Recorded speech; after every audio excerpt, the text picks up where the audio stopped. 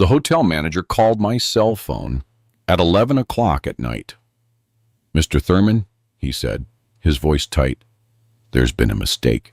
Your wife checked in yesterday under your reservation, but she's with another man." I was on the couch, watching the news. The remote control slipped from my hand. "That's impossible," I replied. "She's at home with my grandkids. She's watching Simone's children. I called her 2 hours ago." The manager's voice faltered. "Sir, please, come down to the front desk. This is very sensitive. We have her ID registered. Naomi Vance Thurman," he read, giving my wife's full name. I hung up. My 68 years felt their full weight all at once. I called Naomi. It went straight to voicemail. I called Simone. No answer there either. I grabbed my car keys, left without turning off the house lights, and drove through the empty city. Every red light felt like an eternity. I thought about 43 years of marriage, the vows we'd made, the grandkids we used to take to the park, the dinners where she'd smile and pour me more coffee. I also thought about the signs I'd ignored, the calls she cut short when I walked in, the trips she canceled because of headaches, the nights she said she was tired. It all clicked into place. I pulled up to the Grand Citadel Hotel, a tall building with golden lights over the entrance. I parked badly. I didn't care. The manager was waiting for me, standing straight at the front desk. He was young, wearing a gray suit and an impeccable tie. His face showed pure discomfort. "Mr. Thurman, thank you for coming. I deeply regret this situation." I didn't answer. I just stared. He pointed to a side door. "Please follow me."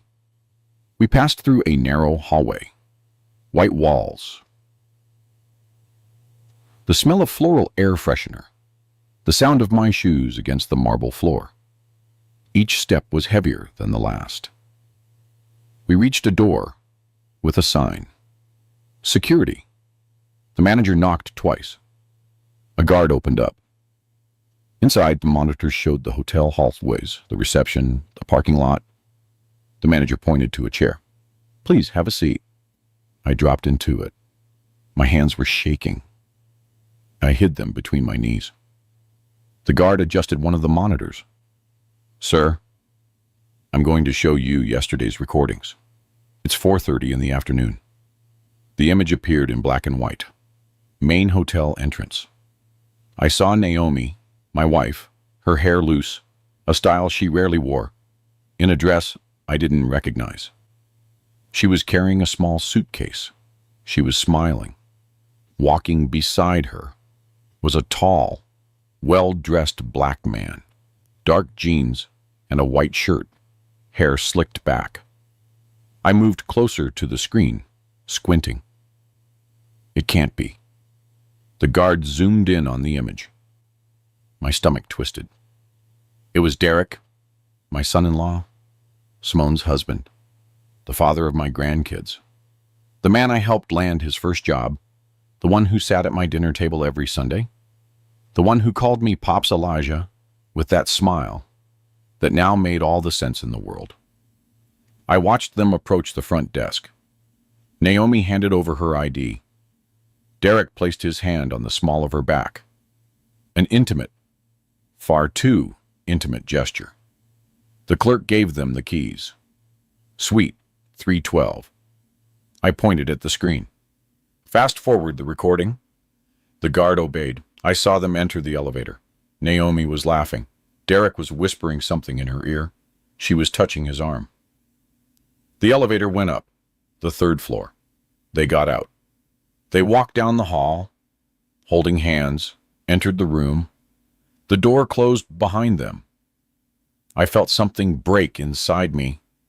It wasn't just infidelity. It was the betrayal of 2 people I loved. 2 people I trusted blindly. I took a deep breath. "Manager," I said, my voice controlled. "I need to see more." He hesitated. "Sir, we don't have cameras inside the rooms, only in common areas." "I understand." Show me everything you have. For the next hour, I watched the recordings. I saw them leave the room at 7 o'clock at night. They went down to the hotel restaurant. They had dinner together.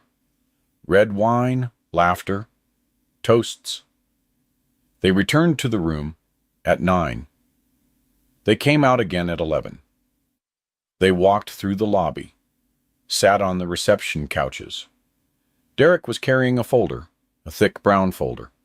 He opened it, showed papers to Naomi. She looked them over, nodded, pointed things out with her finger. He took out a pen, passed her a document. Naomi signed. Once, twice, 3 times. Derek put the papers away, closed the folder, kissed her on the cheek. She smiled. They got up, returned to the elevator. "Stop right there," I ordered. The guard froze the image. Derek and Naomi in the elevator. Her with that smile, him with that folder under his arm. "Can you enlarge that folder?" The guard adjusted the zoom. The image lost quality, but something was readable.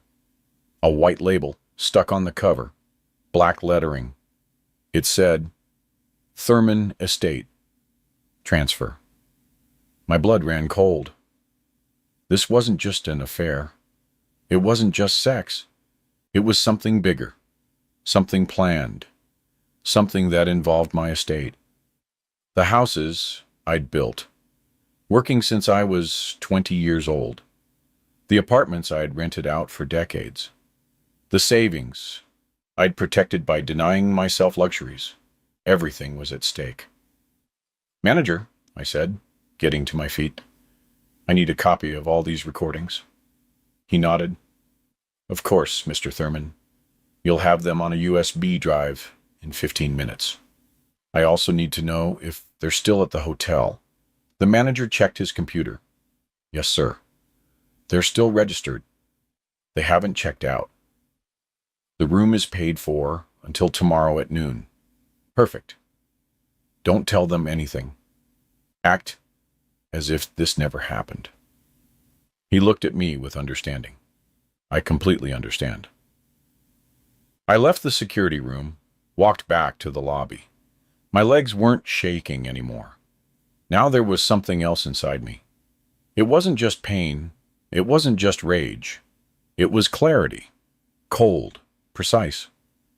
I sat on one of the lobby couches, the very same ones where they sat, where they signed those papers, where they planned to rob me. I pulled out my phone, searched my contacts, and found the name I needed. Marcus Stanton, my attorney for life. I dialed. He answered on the 3rd ring. "Elijah, what a surprise. It's almost 2 in the morning. Marcus, I need to see you first thing tomorrow. It's urgent." His voice changed. "Did something happen?" "Yes. Something very serious. I'll see you at 8 in your office." I hung up. The manager returned with the USB drive. I took the small device. "Thank you. One last thing. That brown folder the man was carrying. If he leaves it in the room or brings it back to the lobby, I want to know immediately." The manager wrote something in a notepad. "Count on it, Mr. Thurman. You have my direct number." I left the hotel. The cold morning air hit my face. I got in my car. I put the USB drive in my shirt pocket, over my heart. The evidence, the first piece of the puzzle. I drove back home, slower this time. I needed to think. I needed to plan. I wasn't going to yell. I wasn't going to make a scene. I wasn't going to beg them to stop. I was going to destroy them. Silently, precisely. I arrived home. The lights were still on. I went inside. Everything was the same. Naomi's coffee cup on the table, her slippers next to the couch, our wedding photo on the mantel, 43 years. Lies. No, not everything was a lie. But now, everything was contaminated. I poured myself a glass of whiskey, downed it in one gulp, went up to the bedroom, lay down on the bed fully dressed, and stared at the ceiling. I couldn't sleep. I didn't want to sleep. I just thought. I calculated. At 6 o'clock in the morning, my phone rang. It was Naomi. "Good morning, my love. The kids are up now. Simone had to leave early. I think I'll stay here until the afternoon." Her voice sounded normal, sweet, a liar's voice.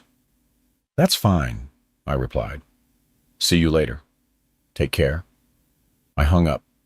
She didn't know that I knew. That was my advantage. The silence, the patience, the strategy. I showered, shaved, and got dressed in a suit. At 8 o'clock sharp, I was in Marcus's office. He greeted me with 2 cups of freshly brewed coffee. We had been working together for 30 years. He'd drafted my will, reviewed all my rental contracts, and helped me buy my first property with a loan that seemed impossible. "Elijah, you look terrible. What happened?" I sat across from his desk, took the USB drive out of my pocket, and placed the device on the dark wooden table. "I need you to see this, but be prepared. It's heavy." Marcus plugged the drive into his computer, opened the files, and began watching the recordings. His expression changed from curiosity to surprise, from surprise to indignation. I watched him clench his fists as he saw Naomi and Derek entering the hotel. How he shook his head when he saw them signing papers. How he took off his glasses when the image of the folder with the label, Thurman Estate Transfer, appeared. "That son of a," he muttered. "I'm sorry, Elijah, but this is betrayal on all levels." "I know. That's why I'm here. I need to know what they're planning. I need to stop them before it's too late." Marcus closed the video, leaned back in his chair, and took a deep breath. "Let me review your documents, all the deeds, bank accounts, power of attorney forms, everything." We spent the next 3 hours reviewing my estate. Marcus opened folders, read contracts, verified signatures, called the bank, called the notary, called the county recorder's office. Each call made me more nervous. Each minute of silence while he read was an eternity. Finally, Marcus looked up. "Elijah, I have bad news. 3 weeks ago, Naomi presented a power of attorney in your name. She used it to initiate transfer procedures for 2 of your properties, the condo in downtown Atlanta and the beach house on Hilton Head Island, South Carolina." I felt the floor disappear beneath my feet. "That's impossible. I never signed any power of attorney." "I know. I reviewed the signature. It's a fake. A very good forgery, but fake. I can prove it. However, the procedure is already underway. If we don't stop it in the next few days, the properties will be in Derek's name. Derek, my son-in-law, the father of my grandkids, the man who ate at my table every Sunday." "There's more," Marcus continued. "Naomi also presented donations to a private geriatric clinic. She requested information about permanent institutionalization. She claimed you're showing signs of senile dementia, that you forget things, get lost in the street, and need constant supervision." I stood up from the chair. "That's a lie. I'm perfectly fine. I work every day. I manage my company. My accounts are in order." "I know, Elijah, but she's building a narrative. She's laying the groundwork to have you declared incompetent. If she succeeds, she can take total control of your estate. She can sell everything. She can have you institutionalized against your will." The rage I felt at that moment was different from anything I had experienced before. It wasn't explosive. It was cold, calculated, deadly. "What do I need to do?" Marcus took out a notepad and started writing. "First, we're going to cancel that fake power of attorney. I'll handle that today. Second, we're going to freeze all movement on your properties. No transfer will be completed. Third, you need to go to a doctor, a certified geriatrician, to get a full evaluation and document that you are in full mental capacity. I nodded. Go on. Fourth, you need evidence of everything. Beyond these videos, you need documents, audio recordings, messages, emails, anything that proves the conspiracy. How do I get that? Marcus looked at me seriously. You have to act normal, as if you know nothing. You have to stick to your routine. Talk to Naomi, as always. But in the meantime, you observe, you listen, you document everything. It's like being a spy in my own house. Exactly. And I know it's hard, but it's the only way to protect yourself. If you confront Naomi now, she'll get alerted. She'll hide everything. She'll accelerate her plans. She might even institutionalize you immediately, claiming you had a violent episode. I swallowed. I never imagined my life would come to this. No one does, Elijah. But now, you have to be smarter than them, more patient, more strategic. I left Marcus's office with a to-do list. First, I went to Dr. Kenneth Powell, a renowned geriatrician who worked at Midtown Medical Center. I explained the situation. He understood immediately. He ran tests on me for 4 hours: memory, reasoning, coordination, cognitive analysis. At the end, he handed me a full report. Mr. Thurman, you are in perfect mental condition. Your cognitive capacity is above average for your age. There are no signs of dementia, Alzheimer's, or neurological deterioration. This document officially certifies it. I put the report in an envelope, the second piece of the puzzle. Then I went to the bank. I asked to speak to the manager, showed him my ID, and requested the full history of movements for all my accounts for the last 6 months. The manager printed the documents. I reviewed each page. I found withdrawals I didn't recognize. Some transfers to accounts I had never authorized. Small amounts. $500 here, $800 there, $10,000 later. In total, they added up to more than $20,000. Mr. Thurman, these transfers were authorized with your personal key. I never authorized these movements. I need certified copies of each one with the date, time, and destination account number. The manager looked concerned. Of course. I'm also going to change all your access passwords immediately, and I'm activating a security alert on all your accounts. Perfect. And I need to know whose name the destination accounts are in. The manager checked his computer. All 3 accounts are in the name of Derek Kincaid, my son-in-law. Everything led back to him again. I returned home at 6 o'clock in the evening. Naomi was in the kitchen preparing dinner. She was wearing the apron I bought her for our 40th anniversary. She smiled as she chopped vegetables. Hey, love, how was your day? I looked at her. This woman with whom I had shared 43 years, with whom I had 2 children, with whom I'd built a life. Now, she was a stranger, an enemy, a thief. But I smiled. I acted normal. Good. A lot of work at the office. And you? How are the grandkids? Good. Simone came to pick them up at noon. You know how she is, always busy. I walked over. I kissed her on the cheek. Her perfume was the same as always, but now it made me nauseous. I'm going to take a shower before dinner. I went up to the room, locked the door, took out my phone, and dialed Simone's number. My daughter. I needed to know if she was involved in this. She answered on the second ring.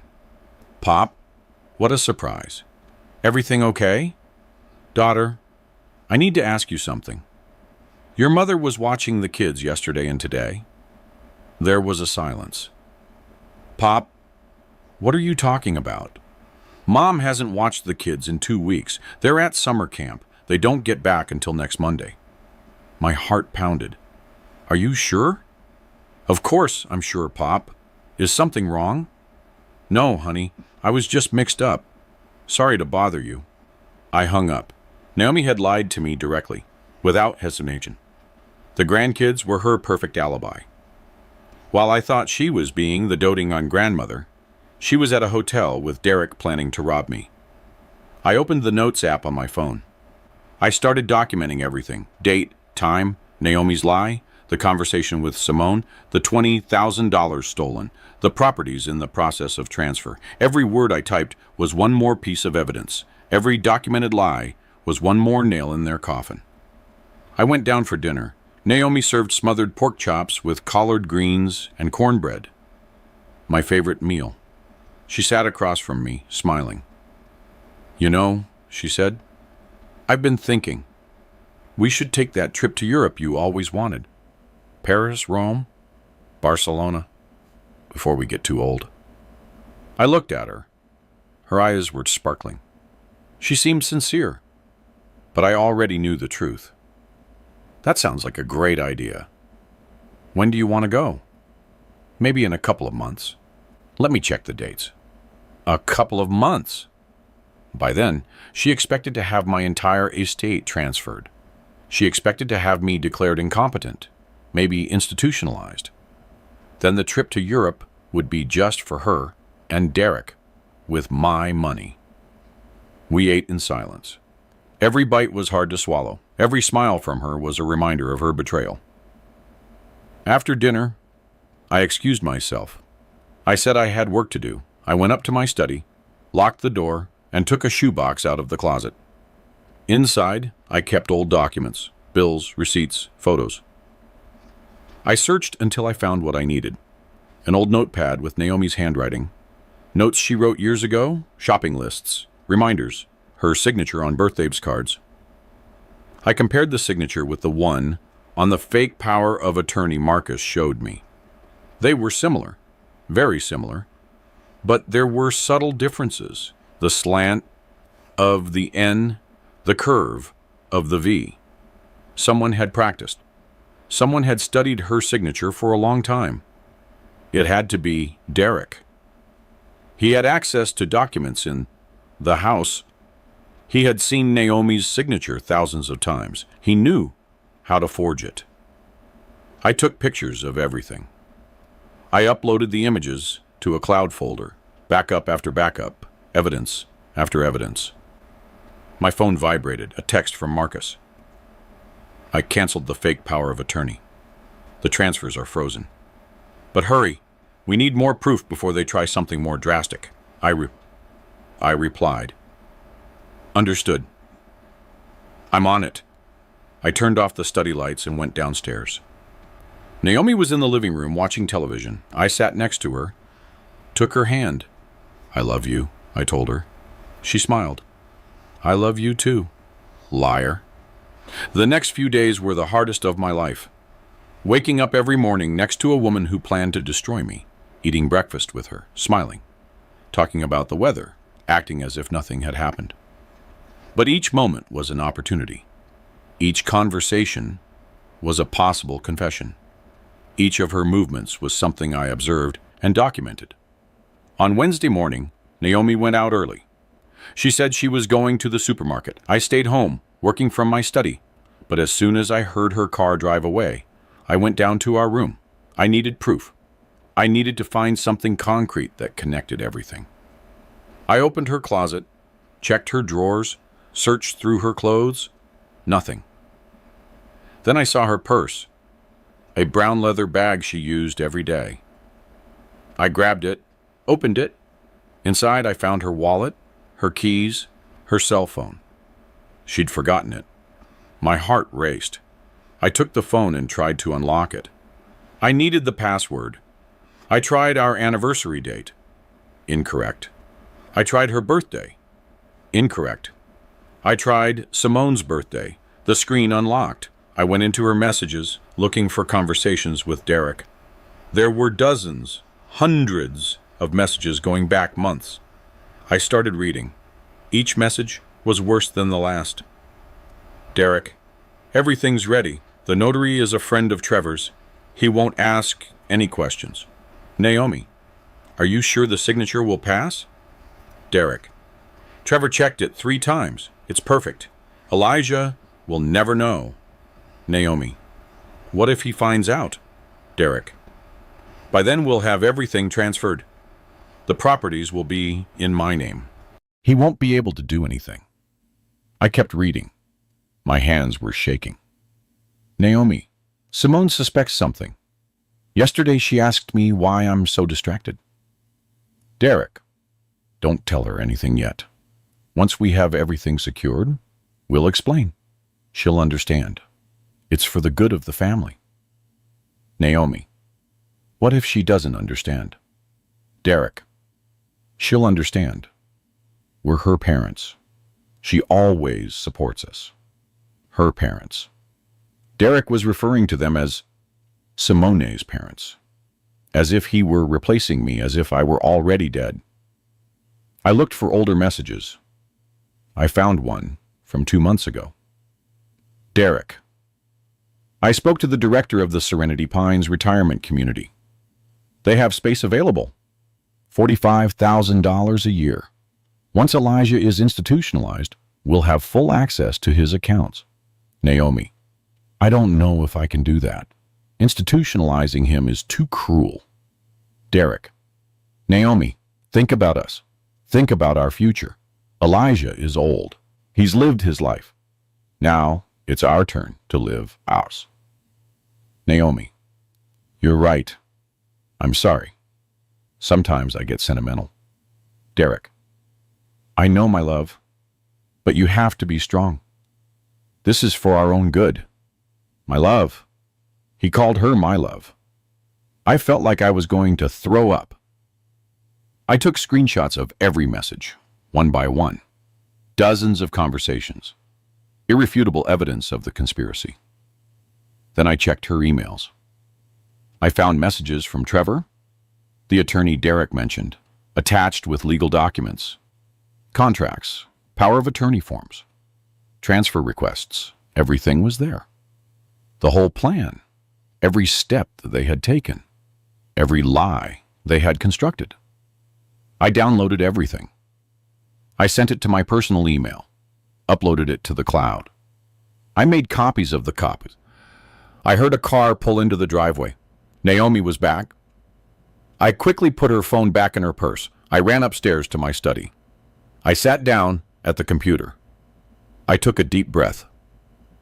Elijah, I'm home, she yelled from downstairs. Coming, I replied, my voice controlled. I went downstairs. Naomi was putting the groceries away in the kitchen. Bags from the supermarket on the table. Vegetables, fruit, bread. I'll help you. Thanks, love. I bought that imported cheese you like. That's thoughtful. We put the groceries away together. She talked about prices, about the people at the supermarket, about the traffic. Normal, mundane conversation. As if she wasn't planning to steal everything from me. In the afternoon, I received a call from Marcus. Elijah, I need you to come to the office. I found something important. I arrived an hour later. Marcus was waiting for me with a thick folder on his desk. I hired a private investigator. I asked him to follow Derek for the last 3 days. He opened the folder. Inside were photographs. Derek entering a bank. Derek meeting with a man in a coffee shop. Derek entering a real estate office. This man, Marcus said, pointing to a photo, is Trevor Hayes, an attorney. He has a history of document forgery. He was suspended from the State Bar Association for 2 years. He's the brains behind all this. I felt the rage growing inside me. Derek wasn't smart enough to plan this. He just needed someone like Trevor, someone unscrupulous, someone who knew how to manipulate the system. There's more, Marcus continued. The investigator checked Derek's finances. He's bankrupt. He owes more than $200,000. Credit cards, personal loans, failed investments. He's desperate. That's why he needs my properties. He needs my money. Exactly. And Naomi is his access. She has your trust. She can sign documents. She can make moves without you suspecting. Until now. I showed him the screenshots I had taken from Naomi's phone. Marcus read them one by one. His expression grew more serious with each message. This is pure gold, Elijah.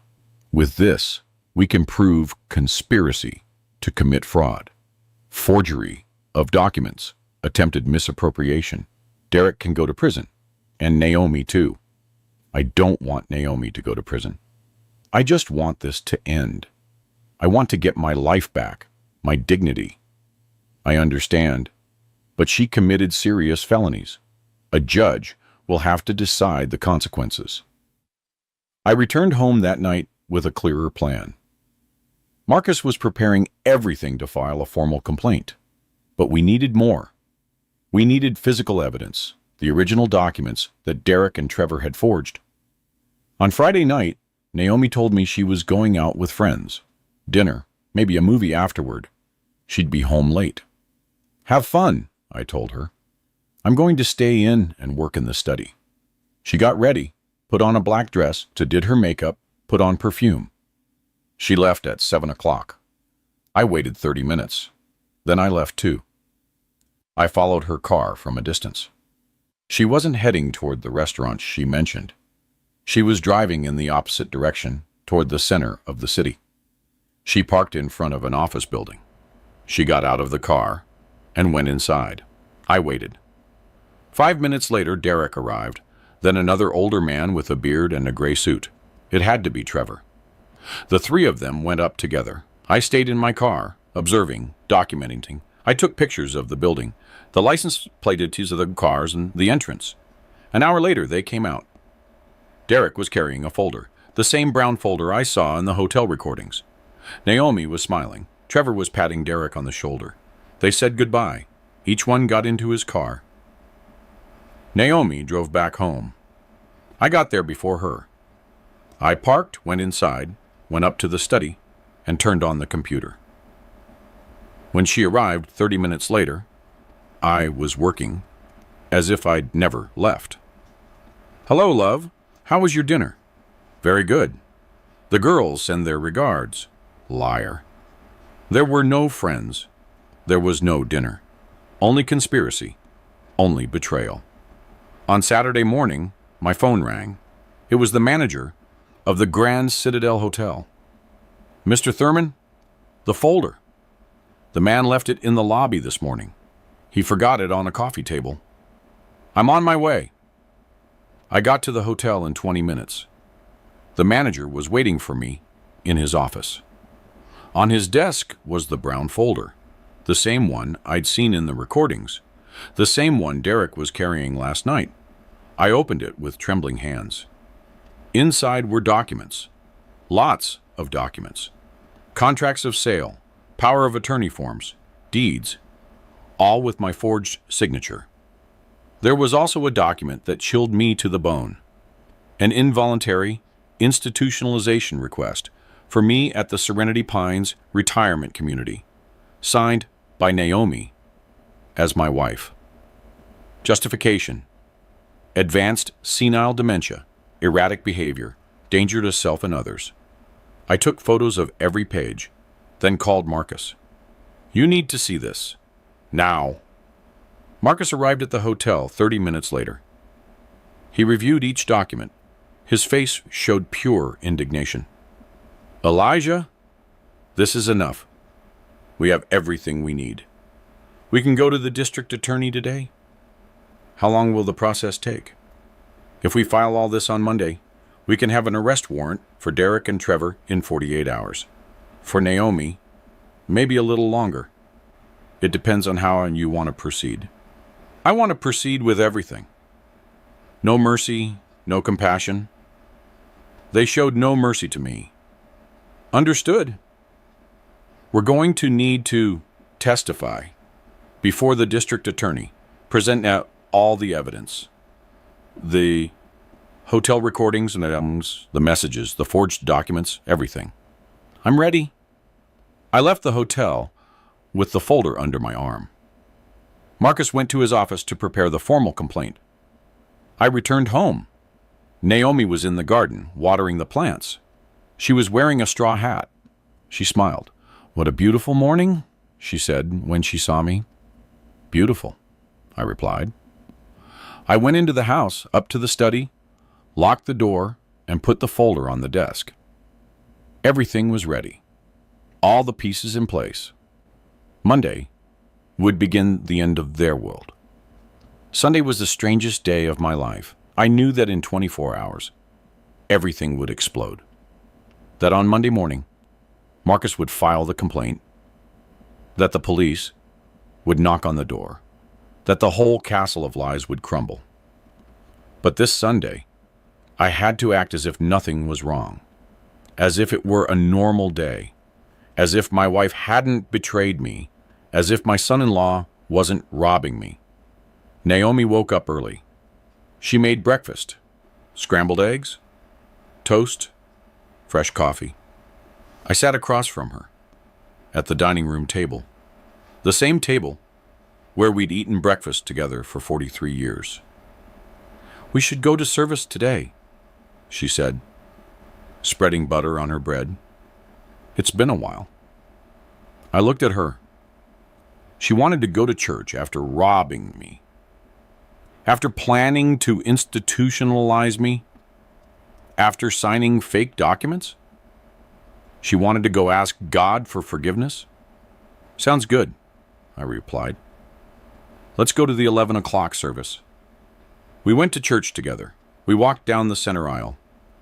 We sat in our usual pew, the third row on the right side, the same spot where we sat when the children were small. Pastor gave his sermon.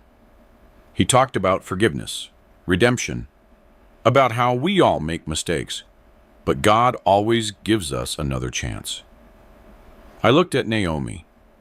She listened attentively, nodding, her hands folded in her lap. She looked so devout, so repentant. But she wasn't repentant about what she did to me. She was just afraid of being discovered. When it was time for communion, she got up, walked toward the altar, received the wafer, closed her eyes, and prayed. I stayed seated. I couldn't take communion, not with the hatred I felt in my heart, not with the plans for revenge occupying my mind. After service, Naomi suggested we go out to eat. "There's a new restaurant downtown. They say the food is really good." "Let's go," I said. The restaurant was elegant. White tablecloths, candles on each table, soft background music. We sat by the window and ordered. She ordered salmon. I ordered steak. While we waited, Naomi took my hand across the table. "You know, Elijah, I've been thinking a lot lately about us, about our life together." My heart raced. She was going to confess. She was finally going to tell me the truth.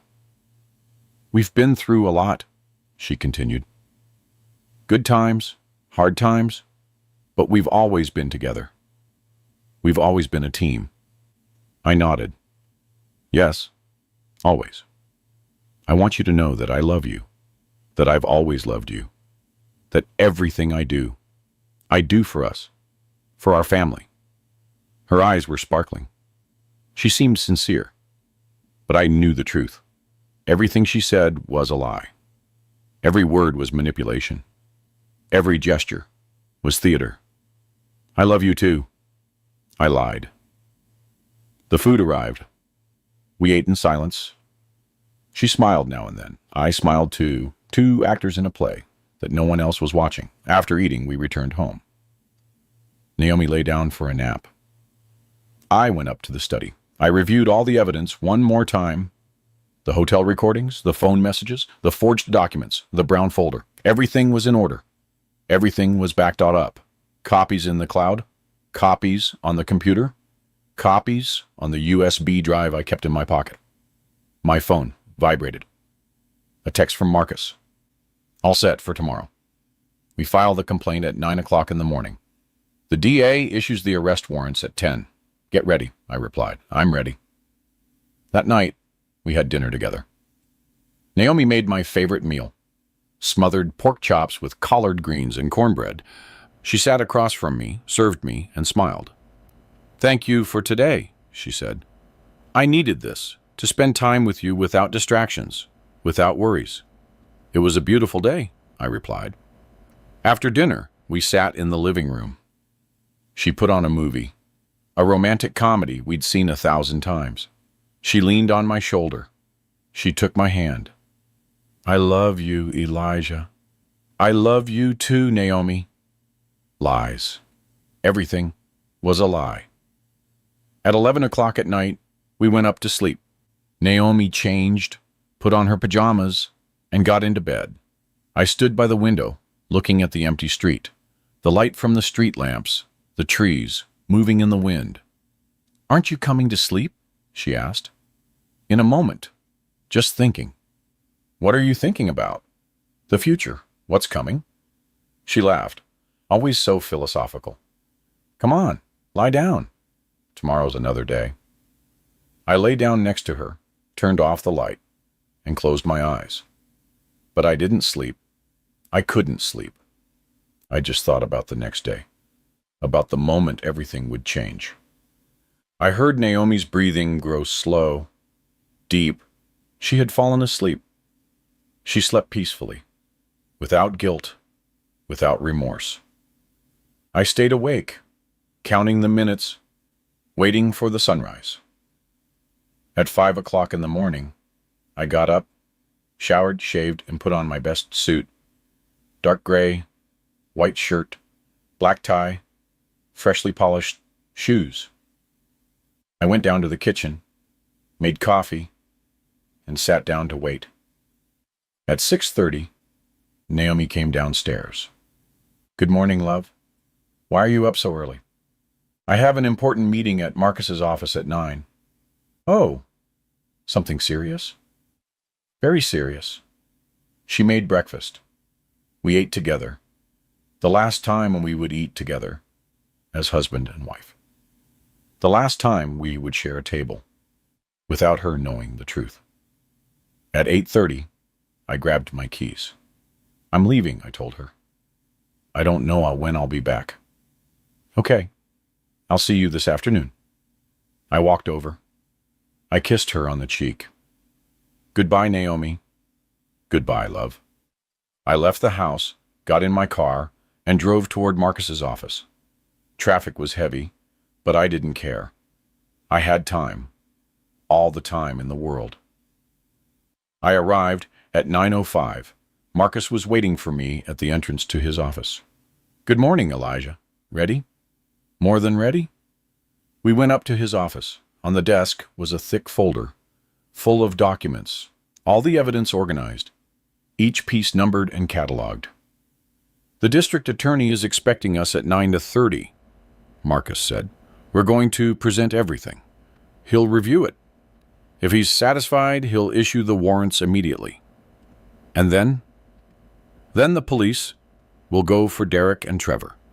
They'll arrest them and take them in for questioning. Depending on what they say, they might implicate Naomi or try to protect her, but we have enough to charge her too. Yes, the messages are clear. She was aware of everything. She actively participated. She can't plead ignorance." Perfect. At 9:20, we left the office and drove to the district attorney's office building. We parked and went up to the 3rd floor. The DA received us in his office. He was a man in his 50s, gray hair, thick glasses, a serious expression. "Mr. Thurman, I've reviewed the preliminary information Mr. Stanton sent me. It's a very serious, very complex case."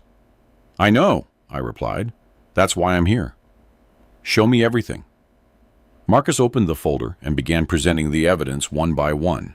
The hotel recordings, the phone messages, the forged documents, the unauthorized bank movements, the institutionalization request.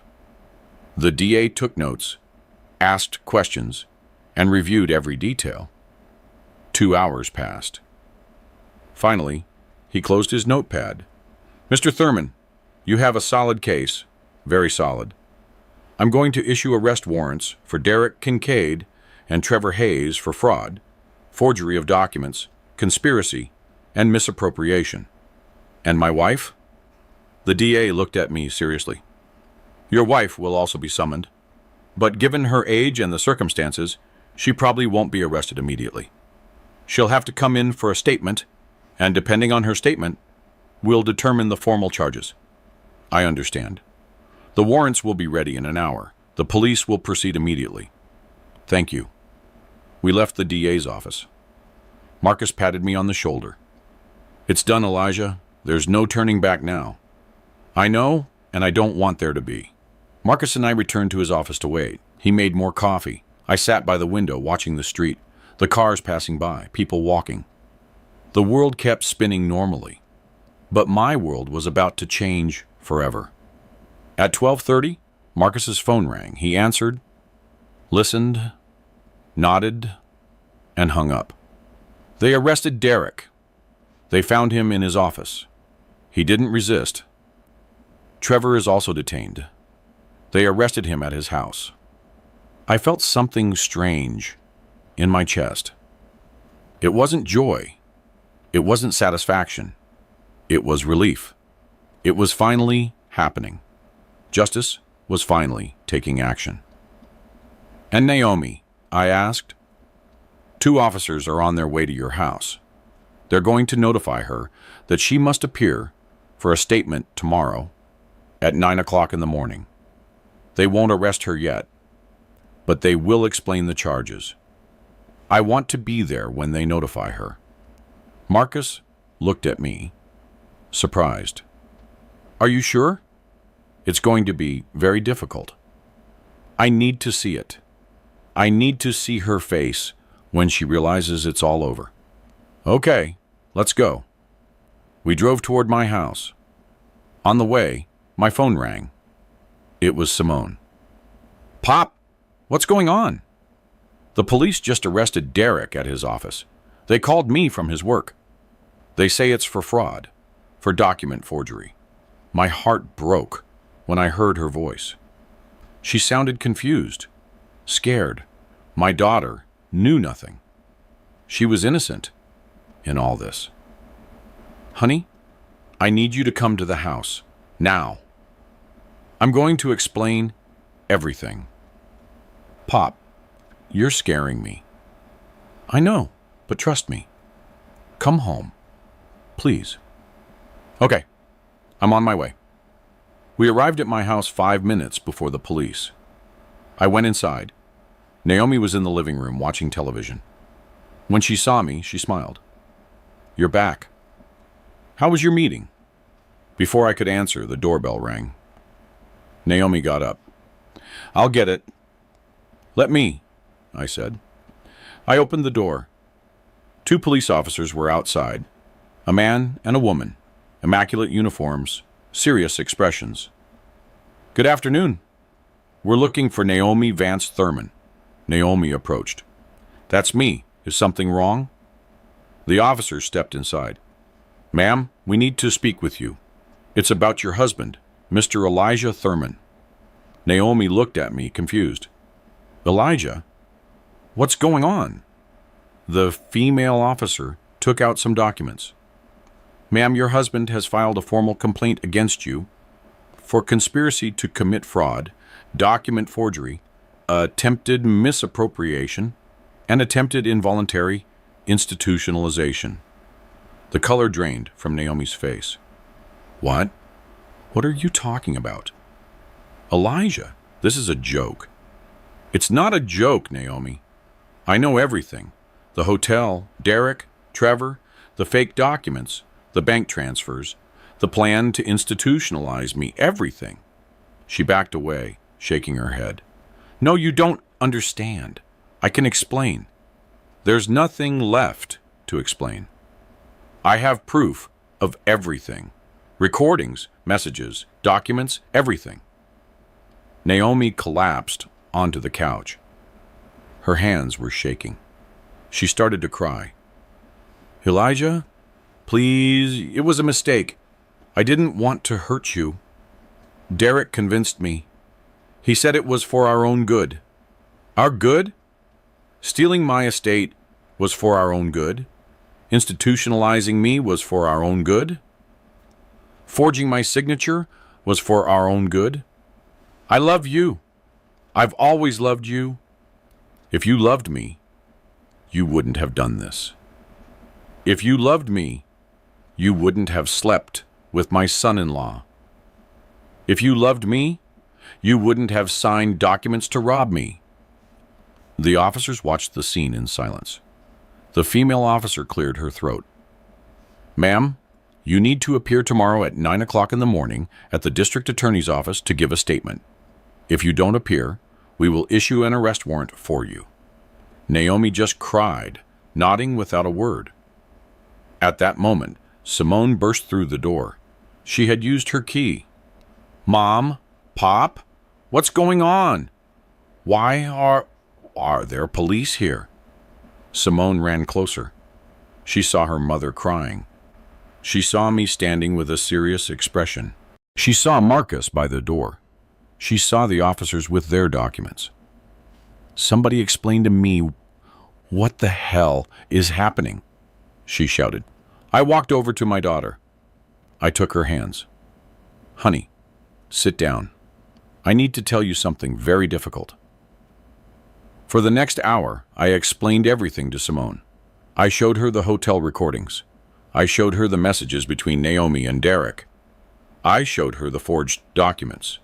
I showed her the institutionalization request. Simone listened in silence. Tears streamed down her cheeks. She looked at her mother with disbelief, with pain, with betrayal. Mom, how could you? How could you do this to Pop? And with Derek, with my husband. Naomi tried to get closer. Honey, I'm so sorry. I didn't want you to find out this way. Simone moved away. Don't touch me. Don't ever touch me again. You disgust me. Both of you disgust me. She turned to me. Pop, I didn't know anything. You have to believe me. I would never have allowed this. I know, honey. I know. That's why I didn't tell you sooner. Because I knew you were innocent. That you had nothing to do with this. Simone fell into a chair. She covered her face with her hands. She sobbed. My life just got destroyed. My husband betrayed me. My mother betrayed me. I don't know who to trust anymore. I knelt in front of her. You can trust me. You can always trust me. I would never hurt you. I will always protect you. The officers prepared to leave. Mr. Thurman, remember, tomorrow at 9 o'clock. Don't miss it. They left. Marcus approached. Elijah, if you need anything, call me. I'll be available all night. Thank you, Marcus, for everything. He left too. I was left alone with Simone and Naomi. The silence was heavy, awkward, painful. Simone stood up. I'm leaving. I can't stay here. I can't look at you, Mom. No, honey. Please, Naomi begged. No, don't talk to me. Don't call me. I don't want to know anything about you. Simone left the house. I heard her car start, drive away, and disappear into the distance. I was left alone with Naomi. She was still on the couch, crying, shutting in. You have to leave, I told her. You can't stay here. This isn't your house anymore. Elijah, please, give me another chance. We can fix this. There's nothing left to fix. You destroyed everything. You destroyed 43 years of marriage. You destroyed trust. You destroyed our family. It was a mistake, a terrible mistake. It wasn't a mistake. It was a choice. A series of choices made over months. Every day you lied. Every document you signed. Every message you sent to Derek. Every night you spent in that hotel. They were all choices. I walked closer to her, looking her directly in the eye. I want you to leave now. Pack what you need and go. Where will I go? I don't care. Go be with Derek. Oh wait, Derek is arrested. He's in a cell right now, paying for what you two did. Naomi stood up and went upstairs. I heard her in the bedroom, opening drawers, taking out clothes, crying. 30 minutes later, she came down with a suitcase. She looked at me one last time. I'm sorry, Elijah. I truly am sorry. I'm sorry too. I'm sorry I loved you. I'm sorry I trusted you. I'm sorry I wasted 43 years of my life with you. She left the house, got into her car, and drove away. I was left alone. In my house. In the silence. I walked through the rooms. The living room where we watched television together. The dining room where we had dinner. The kitchen where she made coffee every morning. Everything felt different now. Everything was contaminated by betrayal. I poured myself a glass of whiskey, sat in the living room, and looked at the photos on the mantel. Our wedding, Simone's birth, family vacations, birthdays, anniversaries. All those memories were now stained. All those smiles now seemed fake. My phone rang. It was Simone. Pop, are you okay? Yes, honey. I'm okay. Do you want me to come keep you company? No. I need tonight alone. I need to process all this. Okay, but if you need me, call me anytime. I will. I love you, honey. I love you too, Pop. I hung up. I finished my whiskey, went up to the bedroom, and lay down on the side of the bed where I slept. The other side was empty, cold. I closed my eyes. Tomorrow would be another day. Tomorrow the battle would continue. But tonight, I just wanted to rest. I woke up at 6 o'clock in the morning. I hadn't slept well. Nightmares, memories. The image of Naomi crying, Simone's broken face. It all replayed in my mind like an endless movie. I got up and took a shower. The hot water didn't help me relax. I put on comfortable clothes, jeans, a white shirt. I didn't need a suit anymore. I didn't have to impress anyone. I went down to the kitchen, made coffee, and sat alone at the dining room table. The house felt bigger, emptier, quieter. At 8, Marcus called. Good morning, Elijah. How was your night? I survived. Naomi has to be at the DA's office in an hour. You don't have to go, but if you want to witness her statement, you can. I'm going. I need to hear what she has to say. I'll see you there then. I arrived at the DA's office at 9:10. Marcus was waiting for me at the entrance. We went up to the 3rd floor. In the waiting room, there were several people. Lawyers, witnesses, family from other cases.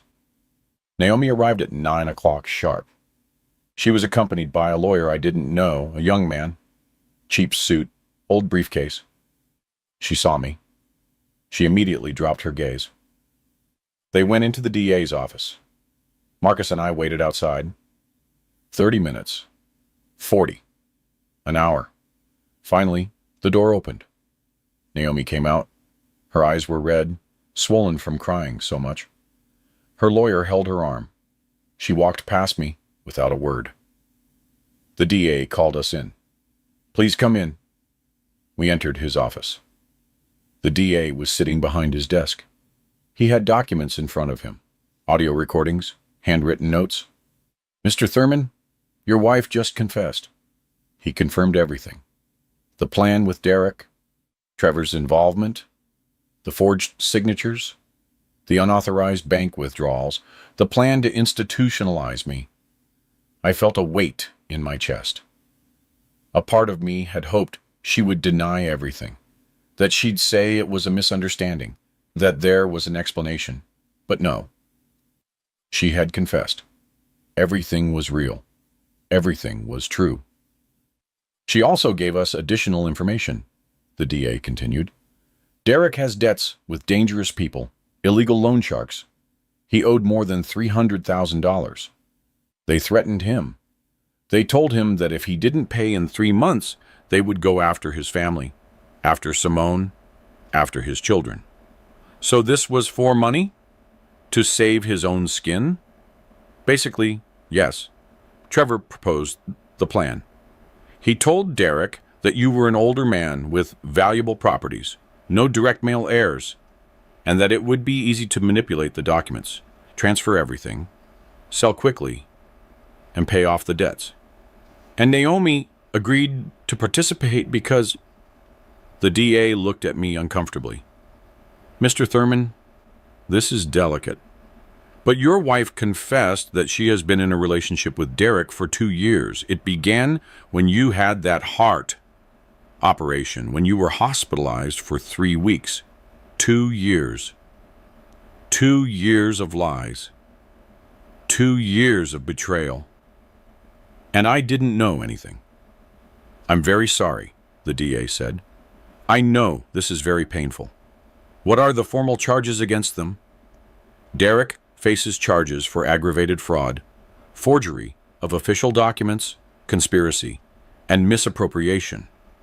We're talking about 10 to 15 years in prison, if he's convicted. And Trevor? Trevor has a history. This is recidivism. He faces between 15 and 20 years. Plus, he'll be permanently suspended from the State Bar Association. And my wife? The DA took a deep breath. Naomi faces charges for complicity and fraud, document forgery, and conspiracy. However, her lawyer is negotiating. She is fully cooperating, giving names, details, a complete chronology of the facts. She wants a deal. What kind of deal? Her lawyer is requesting probation in exchange for her testimony against Derek and Trevor. She probably wouldn't see prison, but she would have a criminal record. She would lose certain rights, and obviously, the civil consequences of the divorce. Divorce. The word sounded strange in my head. 43 years of marriage, ending in a government office with official papers, seals, and signatures. What do you recommend? I asked Marcus. Marcus adjusted his glasses. Elijah, legally speaking, Naomi's testimony is very valuable. It can guarantee that Derek and Trevor are convicted. Without her testimony, they could find loopholes and could reduce their sentences. So you're telling me to let Naomi go free? Not free. With a record, with probation, with restrictions, and obviously losing everything in the divorce, the house, the shared savings, the joint assets, everything. The DA nodded. Furthermore, Mr. Thurman, we can include a permanent restraining order in the agreement. Naomi will not be able to approach you. She won't be able to contact you. She won't be able to be within 500 feet of your home or workplace. I paused, thinking. A part of me wanted to see her in prison. I wanted her to pay for every lie, every betrayal, every night she spent with Derek while I slept, trusting her. But another part of me just wanted to be done with this. I wanted to close this chapter. I wanted to get my life back, my peace, my dignity. I accept the deal, I finally said. Let her testify against them. Let them be convicted. But I want an immediate divorce. I want the restraining order, and I want her to sign away any right to my estate. All of that can be arranged, the DA said. I'm going to draft the agreement. You'll have it ready tomorrow. One more thing, I added. Simone, my daughter. I want it made clear, in all documents, that she had nothing to do with this. That she is innocent. That she is a victim too. That's already documented, Mr. Thurman.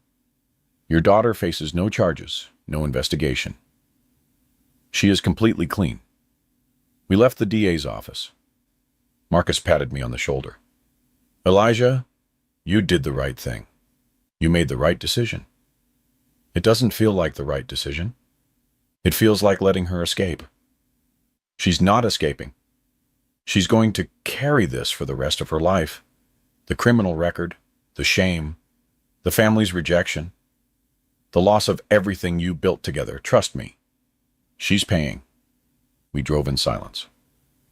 Marcus dropped me off at my house. I went inside. The house was still empty, still silent. I sat in the living room, took out my phone, and dialed Simone's number. I needed to talk to her.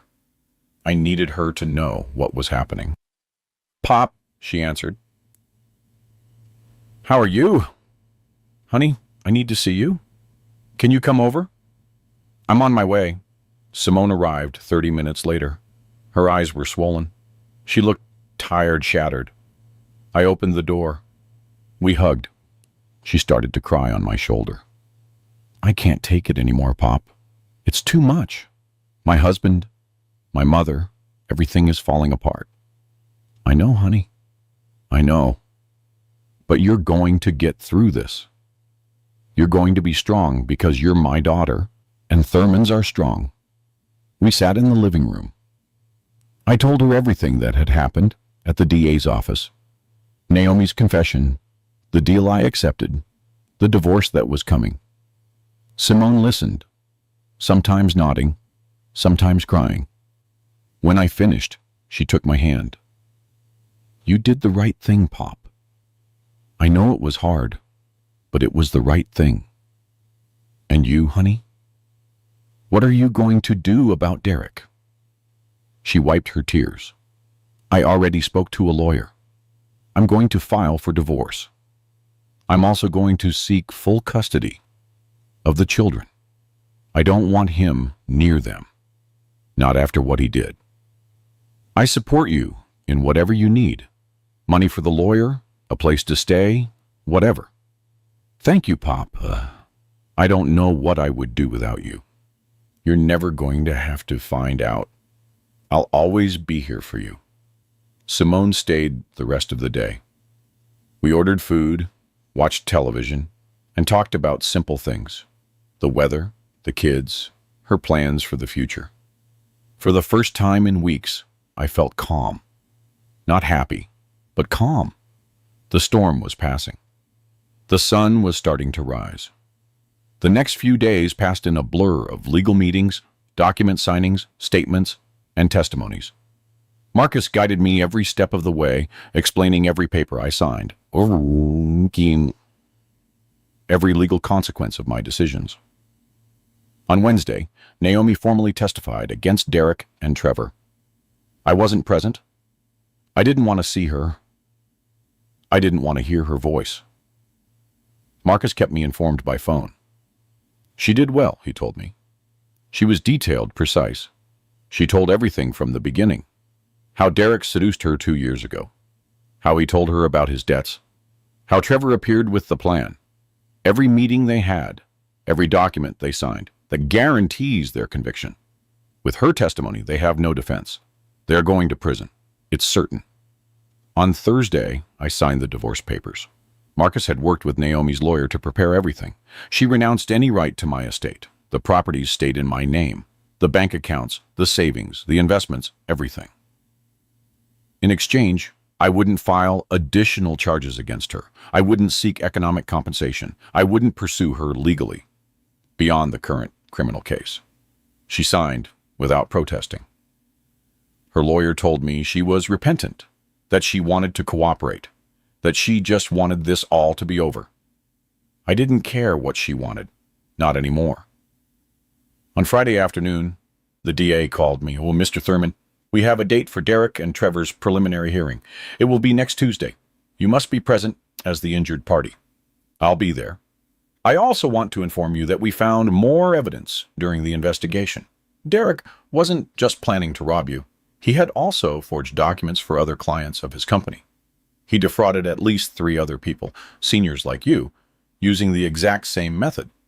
That bastard was a professional at this." "That's right, and Trevor was his legal facilitator. They had been doing this for at least 5 years. You aren't their first victim, but thanks to your courage in reporting it, you're going to be their last.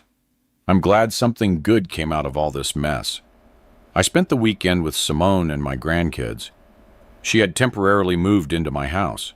She didn't want to be alone in the apartment she shared with Derek. The kids didn't fully understand what was happening. They just knew Daddy wouldn't be home for a while. "Pop, Pop," asked my older grandson Isaiah, a boy of 7. "Why isn't Daddy coming to visit us?" "Your dad is busy with work," Simone replied before I could say anything. "But you'll see him soon." A lie. Derek wouldn't see his children for a long time, maybe years, maybe until he got out of prison and they were already grown. We played in the yard, watched movies, and made popcorn. I tried to give them the normal childhood they deserved, protecting them from the chaos that we adults had created. Monday night, I couldn't sleep. Tomorrow would be the hearing. I would see Derek for the first time since his arrest. I would see Trevor. I would have to sit in the same room with them. Listen to the formal accusations, see the judge decide if there was enough evidence to take them to trial. I got up at 5 in the morning. I prepared carefully. Gray suit, white shirt, tie. I wanted to look strong, dignified, not like a victim, but like a survivor. Marcus picked me up at 8. We drove in silence toward the courthouse. Traffic was heavy. We arrived 15 minutes early. The courtroom was large. Wooden benches, a high bench where the judge would sit. On one side, the prosecutor's table. On the other, the defense tables. We sat in the first row behind the prosecutor. Other people began to arrive. Journalists, onlookers, family members of other victims Derek had defrauded. At 9, they brought in Derek. He walked in handcuffs. He was wearing an orange prison uniform. He looked haggard, with dark circles under his eyes. He had lost weight. His hair was messy. He was no longer the confident, smiling man who sat at my table every Sunday. Our eyes met for a second. He immediately looked away. Shame, or maybe fear. I don't know. I didn't care. Minutes later, they brought in Trevor, also handcuffed, sitting in an orange uniform. He looked calmer, more calculated, as if he were planning his defense, looking for legal loopholes. The judge entered. We all stood up. She was a woman in her 60s. White hair pulled back in a bun, glasses, a serious but fair expression. "Good morning. You may be seated. We will proceed with the preliminary hearing in the case of the state versus Derek Kincaid and Trevor Hayes. Prosecutor, present your charges." The prosecutor stood up. "Your Honor, the state accuses Mr. Kincaid and Mr. Hayes of the following crimes: aggravated fraud, forgery of official documents, conspiracy to commit fraud, misappropriation, and attempted unlawful confinement." He continued for 10 minutes, explaining each charge, each crime, each victim. Not just me, but 3 other seniors who had lost properties, money, and lifetime savings. "Defense attorney, do you have anything to say?" Derek's attorney stood up. He was an older man with experience. "Your Honor, my client pleads not guilty to all charges.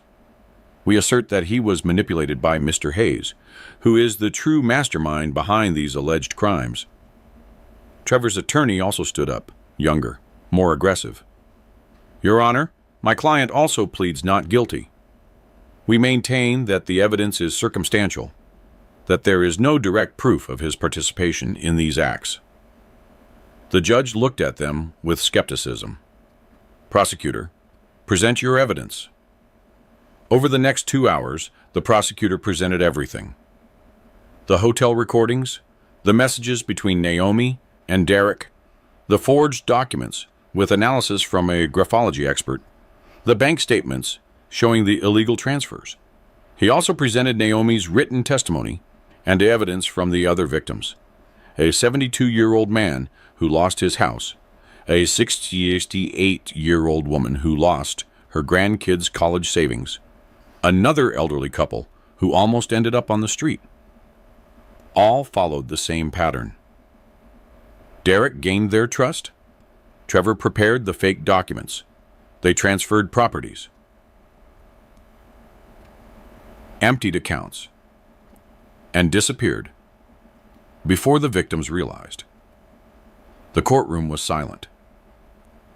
Even the journalists had stopped taking notes. They only listened, horrified by the magnitude of the crimes. Finally, the judge spoke. I have heard enough. There is more than sufficient evidence to proceed to trial. The defendants will remain detained without bond. They represent a danger to society. There is a risk of flight. The trial date will be in 60 days. She hit her gavel. Hearing adjourned. The guards took Derek and Trevor away. Derek turned to look at me one last time. This time, he didn't look away. He looked straight at me. His eyes said something. I'm not sure if it was regret or simply hatred for having discovered him. I didn't care. He had dug his own grave. Now, he would have to lie in it. We left the court. Journalists surrounded us. Mr. Thurman? Mr. Thurman? How do you feel? Do you have a statement? Marcus pushed them aside. No comment. Please respect his privacy. We got in the car. We drove in silence for several minutes. Finally, Marcus spoke. It's done, Elijah. It's really done. Yes, it's done. What are you going to do now? I looked out the window. The rain had started to fall, soft drops against the glass. I'm going to live, simply live, without fear, without looking back, only forward. That sounds like a good plan. We arrived at my house. I thanked Marcus one more time. I went inside. Simone was in the kitchen with the kids. They were making cookies. The house smelled like cinnamon and sugar. The kids were laughing. Simone was singing. Normal life, everyday life. Life without betrayal, without lies, without conspiracy. I joined them. I helped decorate the cookies. The kids smeared flour on my face. Simone took photos. We laughed together. For the first time since I received that call from the hotel manager, I felt something close to peace. It wasn't complete happiness. There was still pain, still scars, but it was a beginning, a new beginning. The 60 days passed faster than I expected. I stayed busy. I worked at my company, spent time with Simone and the kids. I reorganized my life, my house, my future.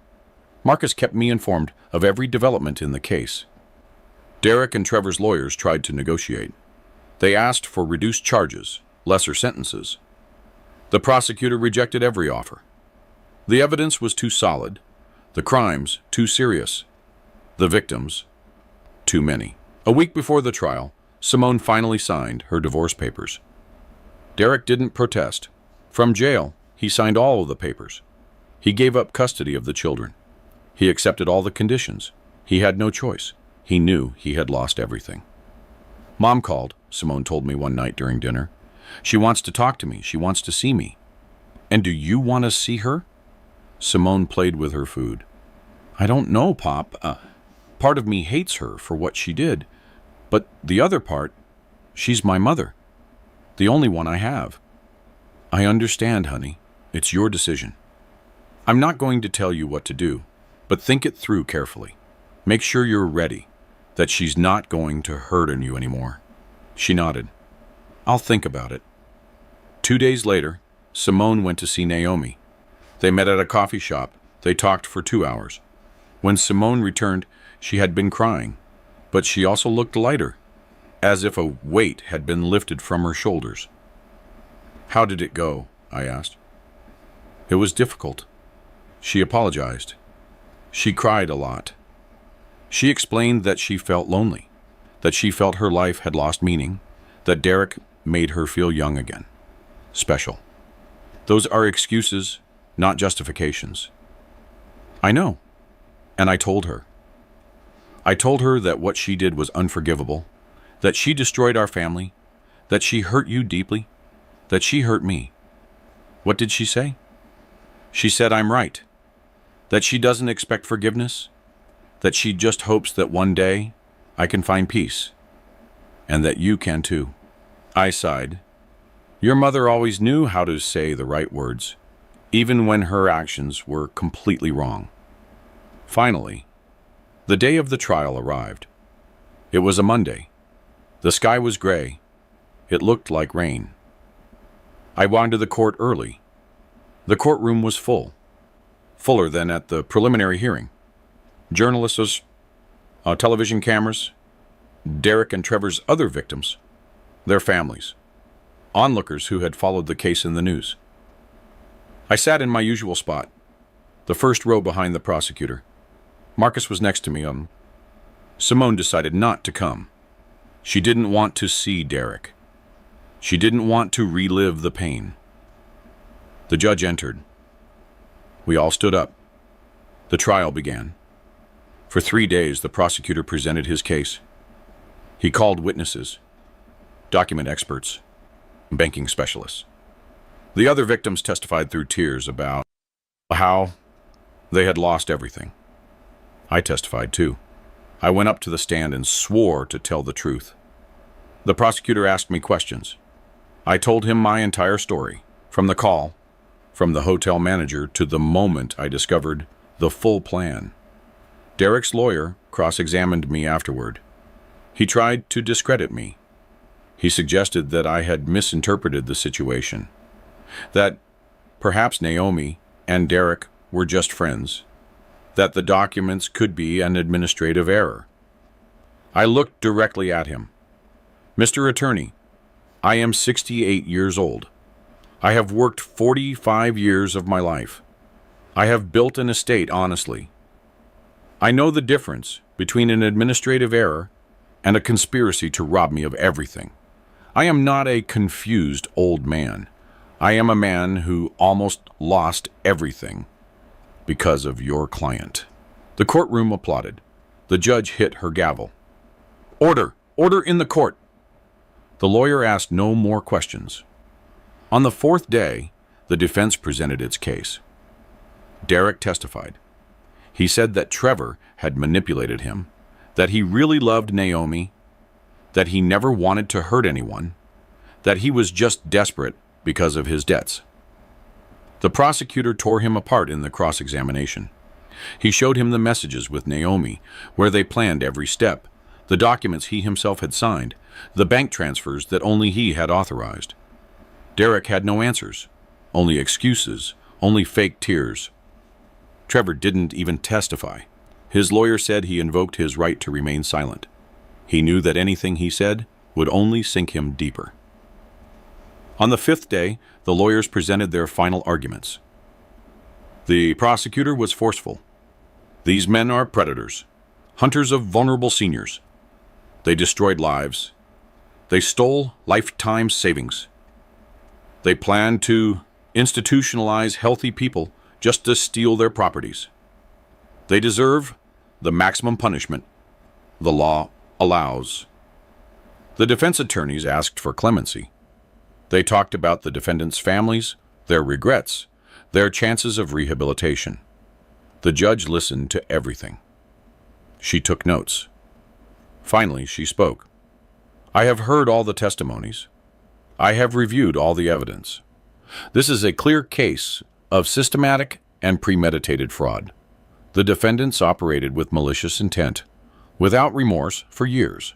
She paused. The courtroom was in complete silence. I find Derek Kincaid guilty of all charges. I sentence him to 14 years in prison, without possibility of parole for the first 7 years. Furthermore, he must pay full restitution to all victims. Derek collapsed in his chair. His lawyer supported him. Some journalists ran out to report the news. I find Trevor Hayes guilty of all charges, the judge continued. Given his recidivism and his role as the intellectual facilitator of these crimes, I sentence him to 19 years in prison, without possibility of parole, for the first 10 years. He must also pay restitution and is permanently suspended from the practice of law.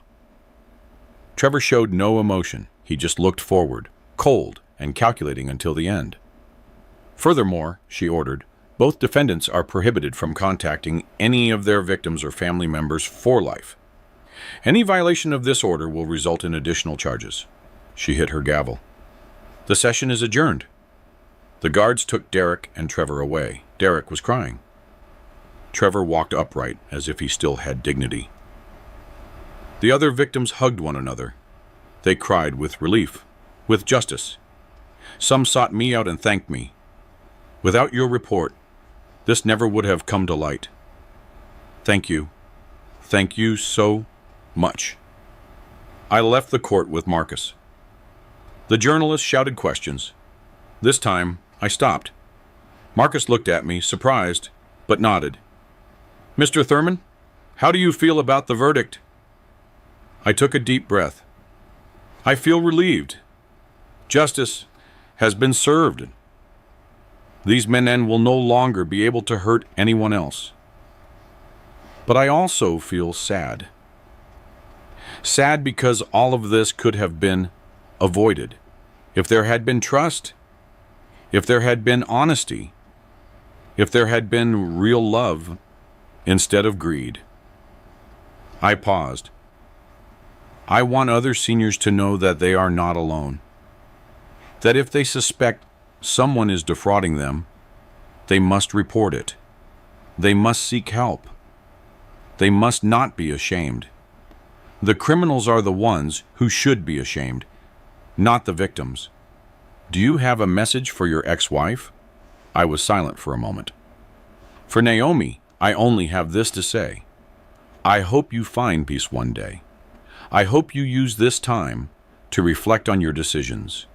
And I hope no one ever has to go through what you put me through. That was all. Marcus and I walked to the parking lot, got in the car, and drove in silence. Finally, Marcus spoke. It's over, Elijah. It's really over. Yes, it's over. What are you going to do now? I looked out the window. The rain had started to fall, gentle drops against the glass. I'm going to live, simply live, without fear, without looking back, only forward. That sounds like a good plan. We arrived at my house. I thanked Marcus one more time. I went inside. Simone was waiting for me. The kids ran to hug me. Pop, how did it go? Good, champ. Everything went well. We had dinner together that night. Simone made my favorite meal. We laughed. We told stories. The kids showed me their school drawings. Normal life. Simple life. Honest life. Exactly what I needed. 6 months passed since the trial, as life slowly found a new rhythm. A rhythm different from the 43 years I had known, but a rhythm of its own, honest and peaceful. Simone and the kids stayed living with me. At first it was temporary, just until she felt ready to be alone again. But the months passed, and none of us wanted them to leave. The house felt alive again, with children's laughter, the noise of toys, the smell of freshly baked cookies. I remodeled the house, painted the walls, changed the furniture. I took down all the old photos, the ones that showed Naomi and me smiling, the ones that showed a family that no longer existed. I put them in a box in the basement. I didn't throw them away. They were part of my history, but I didn't need to see them every day. I put up new photos of Simone and the kids, of my parents who are gone, of recent moments, birthdays, days at the park, movie nights in the living room. I went fully back to my work. My company kept moving forward. My employees welcomed me with applause the first day I returned. They had followed the case in the news. They knew what I had been through. They respected me more than ever. A client told me something I'll never forget. Mr. Thurman, you taught us that age is not weakness, that seniors can defend themselves. They can fight. they can win. Thank you for that example. I also started giving talks at community centers, to senior groups, on how to protect themselves from fraud, how to recognize signs of manipulation, how not to be afraid to report. Many people approached me afterward. They told me their own stories, children who stole from them, grandchildren who manipulated them, caregivers who abused their trust. I gave them the contacts for Marcus, for organizations that could help them, for authorities that would protect them. One afternoon, 3 months after the trial, I received a letter. The sender was the state prison. It was from Derek. I held it in my hands for several minutes. Part of me wanted to throw it away without opening it. Another part needed to know what he had to say. Finally, I opened it. Mr. Thurman, I don't expect you to read this letter. I don't expect you to forgive me. I just need you to know that I deeply regret what I did. Every day in this cell, I think about the lives I destroyed, the family I lost, the years my children will grow up without me. All because of greed, stupidity, and weakness. You were a good man to me. You gave me opportunities. You treated me like family. And I betrayed you in the worst way. There is no excuse, no justification. I just want you to know that I feel a regret that consumes me. Derek. I read the letter twice, then folded it and put it in a drawer. I didn't reply. There was nothing to say. His regret didn't change what he did. It didn't bring back the lost time. It didn't heal the wounds. But I didn't feed the hatred either. I simply let it go. He would have to live with his decisions. I would live with mine. Naomi completed her probation without problems. She moved to another city, far from here, far from the memories. Simone visited her twice. They said they needed to close cycles, to heal together whatever they could heal. I never saw her again. The restraining order was still in effect, and even if it wasn't, I had no desire to see her. That chapter of my life was closed, sealed, archived. One Saturday morning, Isaiah came running into my study. Pop, pop. Pop, pop. Look what I made at school. He showed me a drawing. Him, his sister, Simone, and me, the four of us holding hands. Bova. He had written in big letters, my family. It's beautiful, champ. I'm going to put it on my office wall. Seriously, it's the best work of art I've ever seen. His smile lit up the entire room. He ran off to tell his sister. Simone appeared in the doorway, smiling. He adores you, you know? He talks about you all the time at school. My pop this, my pop that. I stood up and hugged her. You all saved me, honey. When everything fell apart, you gave me a reason to keep going, to fight, to get my life back. You saved us, Pop. You gave us a home when ours was destroyed. You gave us stability. You gave us love. The kids are better off now than ever. And so am I. That afternoon, the four of us went to the park. The kids ran to the swings. Simone and I sat on a bench, watching them play, watching them laugh, watching them enjoy being children without the worries of the adult world. You know what's strangest, Daniel, I said? For 43 years, I thought I had everything. A wife, a family, a stable life. But it was all fake, built on lies. And now, with less than I had, I feel more complete, more real, more myself. Simone took my hand. Because now you have the truth, Pop. And the truth, even if it hurts, is always better than the most comfortable lie. We returned home as the sun began to set. We made dinner together. The kids set the table. We ate, talking about our plans for Sunday. Maybe go to the movies or the museum, or just stay home and watch films. Simple plans, honest plans, plans of a real family. At night, after everyone had gone to sleep, I stayed in the living room with the lights off, just the moonlight streaming through the window. I thought about the entire journey, from that call from the hotel manager to this moment of peace. I had lost a lot. A wife, 43 years of what I thought was a happy marriage, my trust in someone I loved, money on lawyers and legal processes. But I had also gained. I regained my dignity. I protected my estate. I saved other people from being victims of the same criminals. I strengthened my relationship with my daughter. I gained a second chance to be a present grandfather. And most importantly, I regained something I had lost without realizing it. I regained my voice, my ability to defend myself, my refusal to be a silent victim. I stood up, walked to my study, and opened the drawer where I kept all the case documents, the evidence, the sentences, the divorce agreements. Everything was there, organized, archived. I closed the drawer. I didn't need to review them anymore. I didn't need to relive the pain. I just needed to know they were there as a reminder, as evidence, as proof that I had survived. I looked out my study window. The street was empty, quiet. A few street lamps illuminated the pavement. A cat walked across slowly. The wind moved the tree branches. Everything was at peace. I was at peace.